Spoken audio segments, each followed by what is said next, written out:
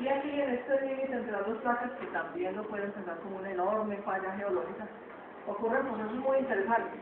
Uno de ellos está fuertemente asociado al volcanismo. Parece que el volcanismo tiene una fuerte influencia en la subducción.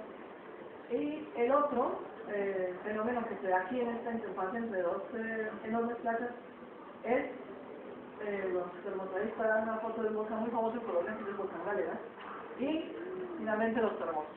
¿Cierto? Los terremotos son el resultado de la interacción entre placas geológicas, de la acumulación de movimientos en diferentes zonas del país. Ahora sí, terremotos. Hablemos de los terremotos.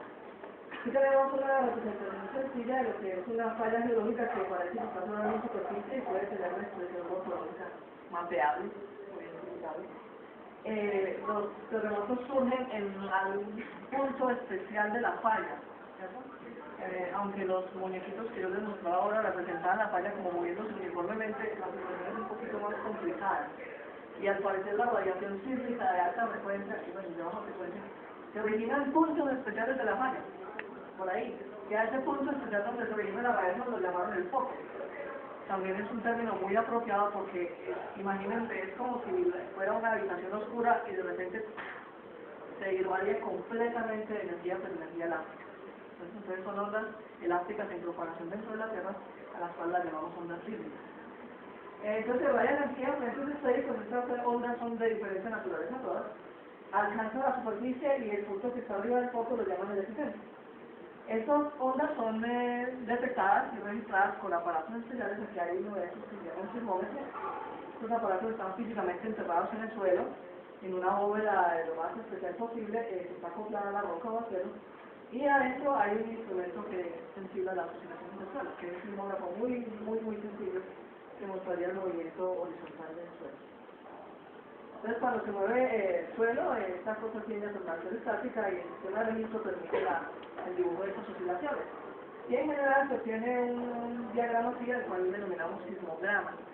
El sismograma está caracterizado por varias oscilaciones, usualmente las ondas más rápidas son las ondas de cuerpo, que son la onda P y la onda S, y después de un tiempo vienen unos trenes de ondas de mayor amplitud y de frecuencias más bajas, a los cuales llamamos ondas superficiales. Estas todas son ondas muy importantes para diferentes propósitos. Algunas de ellas han sido utilizadas para establecer la magnitud de los sismos, otras son de interés más en el punto de vista ingenieril, ¿cierto? Por las sacudidas que ocasionan y por los movimientos complejos que se tienen. Esta diferencia en tiempo entre las ondas T y las ondas S es relevante porque nos da idea de qué tan lejos está el epicentro del sismo con respecto a la explosión. Entre más ventaja le tome la onda T a la onda S, esto es muy rápida, entonces en su recorrido le agarra la ventaja a la onda, esa ventaja viene siendo proporcional a la distancia del epicentro. ¿Dónde ocurren los terremotos? Pues están fuertemente asociados a las interacciones entre las placas y ocurren ahí, donde están los círculos y los puntos. Este imagen es de 28, esto fue 10, hoy es 60, hoy es 29, esta imagen es de 10. Este es el monitor sísmico de AIRIS y muestra los puntitos de color lila, fucsia, son los sismos de los hace 15 años. Hay magnitudes mayores a 4.9. Y los bolitas de color representan también los sismos más recientes dependiendo del diámetro de la magnitud y el color, pues el tiempo. Los rojos son los más recientes. Entonces ustedes pueden ver que ahí están ubicados donde están los fuertes interacciones entre las placas. Indonesia genera sismos, Japón genera sismos. Casi que sin excepción en todo el planeta pues es susceptible a la actividad. Muy bien. Ahora sí hablemos de magnitud de los sismos. Este término que mucha gente lo maneja de manera laxa, sobre todo en los medios. Yo quiero que ustedes tengan una buena idea de qué es la magnitud de los sismos. Existió la necesidad de los sismólogos de decir qué tan grandes eran los terremotos, que no se podían quedar atrás. Había otros fenómenos como los huracanes, que es relativamente fácil de cuantificar. O sea, un huracán uno lo mira, ustedes tienen una imagen de satélite y pues se pueden medir el diámetro de esa cosa, ¿cierto? El ojo, o la velocidad de los vientos. Bueno, entonces hay más cuantificación, pero un terremoto, decir que tan grande es como una cuestión interesante, ¿cierto? Uno puede decir, ¿será que es el área de los daños? ¿O será que es la amplitud de la sacudida que produce el suelo? ¿Cuál es el tamaño del terremoto? Bueno, pues entonces se introdujo una magnitud para cuantificar el tamaño de los sismos. Y esta magnitud estaba basada en la amplitud de las ondas registradas en ciertos instrumentos, un tipo de sismograma social. El concepto básico es que la amplitud tenía que ser proporcional al tamaño del sismo, haciendo después unas correcciones especiales por distancia y por la geología de la región. Y al principio, cuando comenzaron a surgir las escalas de magnitud, todas tenían esta forma general. La magnitud era proporcional al logaritmo de una forma que tenía que ver con la amplitud a ciertos periodos, con ciertas frecuencias, más una corrección que tenía que ver con la distancia al terremoto y la profundidad del terremoto y la distancia existencial. Y también se le introducía a las regiones un factor de corrección por la geología, al cual le llamaban el factor regional. Entonces tenía esa estructura general. Y uno de los primeros que surgió con la idea fue el famoso profesor Charles Richter, en California. Él introdujo su escala de magnitud, al principio la llamaron M minúscula.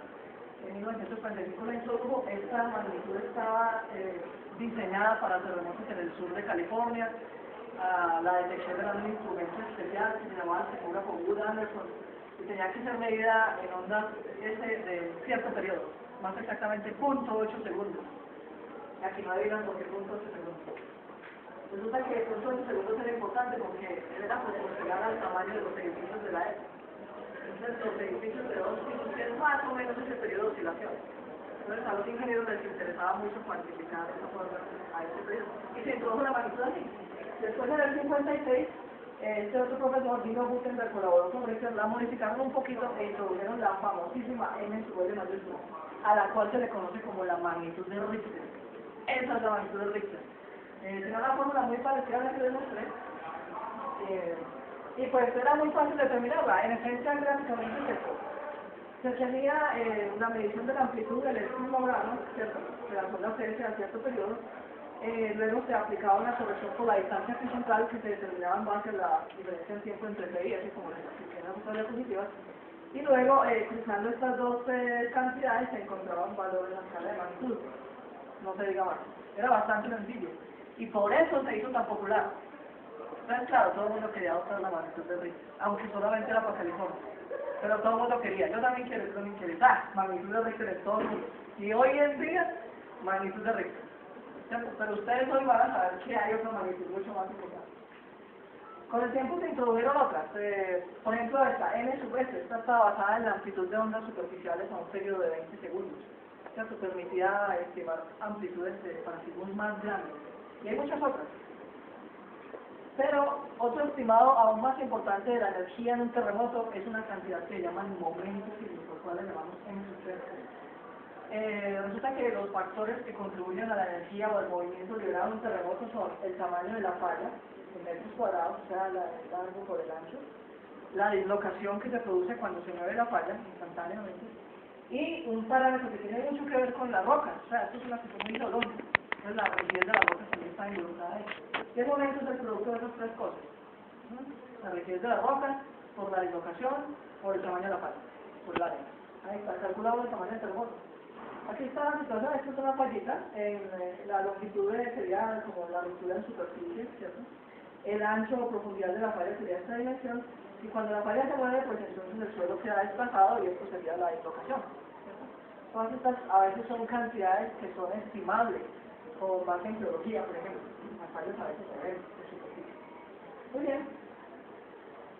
Y este profesor en 1977, basado en el momento sísmico, propuso una escala de magnitud que se llama MW, que es el logaritmo del momento sísmico con esta corrección.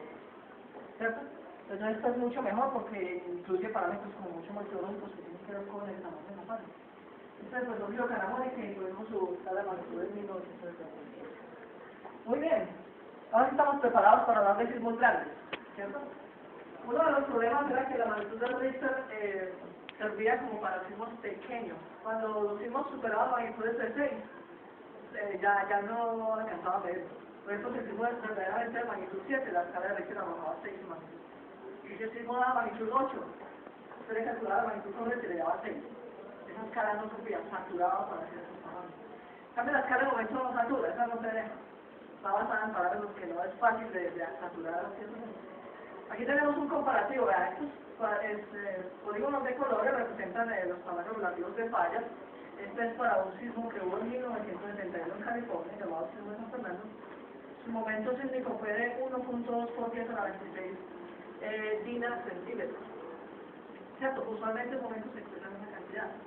Y Newton metro, disculpen acá. Y la dislocación de esa falla cuando se dio superficie fue de 1.4 metros. Una falla pequeñita, más o menos equilibrada.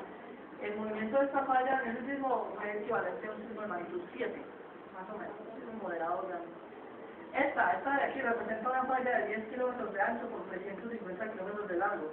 Fue la que participó en el famosísimo sismo de San Francisco en 1906, donde debido a los incendios se quemó básicamente toda la ciudad de San Francisco, a lo largo de la falla San Andrés. El momento sísmico fue de 5.4 por 10 a la 27 y la dislocación observada en superficie fue de 4 metros. Es un sismo de más o menos magnitud 8.